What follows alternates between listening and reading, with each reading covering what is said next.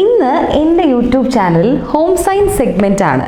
നമുക്കെല്ലാവർക്കും home science എന്താണെന്നുള്ള പണ്ടൊക്കെ കോഴ്സായിട്ട് പഠിക്കാൻ പറ്റുമായിരുന്നു. ഇന്ന് ആ കോഴ്സ് അത്ര ഡിമാൻഡഡ് അല്ലാത്തതുകൊണ്ട് ആരും അങ്ങനെ ഡിഗ്രി ആയിട്ടൊന്നും ഹോം സയൻസ് പഠിക്കുന്നില്ല.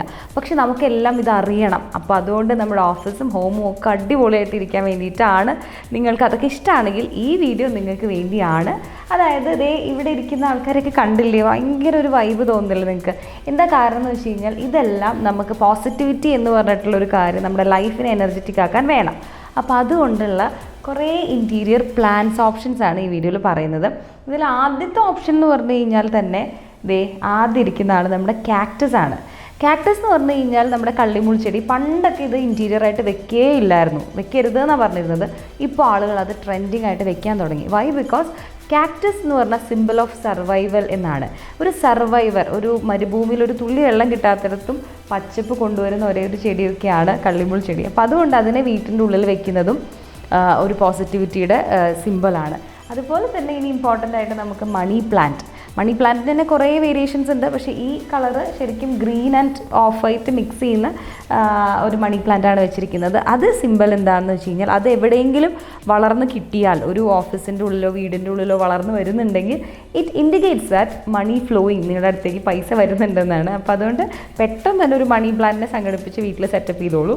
ഇവിടെ നന്നായി വളരുന്നുണ്ട്. ഇനി അടുത്തൊരു കാര്യം എന്ന് വെച്ച് കഴിഞ്ഞാൽ നിങ്ങൾ എക്സ്പെക്റ്റ് ചെയ്യാത്തൊരാൾ ഈ കൂട്ടത്തിലുണ്ട്. ആരാന്ന് പറഞ്ഞുതരാം. അതിന് മുന്നേ ഇതിനെ കോൺട്രാസ്റ്റ് ചെയ്യാൻ വേണ്ടിയിട്ടുള്ള കുറേ ഗ്രീൻ അതുപോലെ റെഡ് കോംബോ ഭയങ്കര അടിപൊളിയാണ്. അതുണ്ട്. അതിൻ്റെ പേരുകളൊക്കെ നിങ്ങളും ഒന്ന് ഗൂഗിൾ ചെയ്യണം. എനിക്ക് എല്ലാത്തിൻ്റെ പേരൊന്നും അറിയില്ല. പിന്നെ ഉള്ളത് നമ്മുടെ ആലാണ്. ഇതിനകത്ത് നിങ്ങൾ കണ്ടുപിടിച്ചിട്ടുണ്ടെങ്കിൽ ഒന്ന് സ്ക്രീൻഷോട്ട് എടുത്തൊന്ന് വട്ടം വരച്ച് നോക്കുക. അതാണ് ഇതിലെ ആല്. നമുക്ക് സാധാരണ അമ്പലത്തിലൊക്കെ കിട്ടുന്ന ആലിൻ്റെ ചെറിയ തൈ കൊണ്ടുവന്നിട്ട് ഇവിടെ അതിനെ പ്ലാന്റ് ചെയ്ത് കഴിഞ്ഞപ്പോൾ അത് ഭയങ്കര രസമാണ് കാണാനും.